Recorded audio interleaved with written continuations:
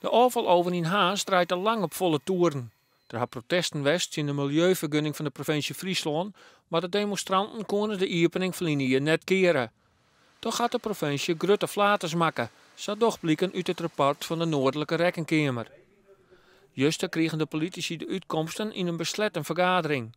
Grootste punt van kritiek: de bevolking is net goed en in gewoon gevallen heel dol net informeerd. Men heeft vooral naar ons gevoel verwachtingen gewekt over inspraak, over meedenken die niet waargemaakt zijn. En men heeft de dingen waar men wel iets had kunnen doen, van zeggen nou wij gaan, als die vergunning er ligt, gaan wij goed handhaven, houden de zaak ontzettend goed in de gaten. Dat inderdaad die eventuele gevolgen voor milieu en volksgezondheid binnen de perken blijven. Ze binnen botskrokken, de bestuurders en de politici. Deputaire Steerten zeggen dat ze intussen de hazes beter informeren.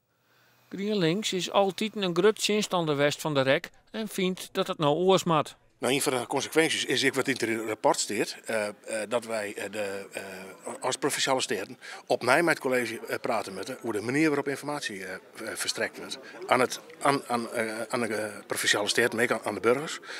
Ja, en dat moet echt een omkering komen.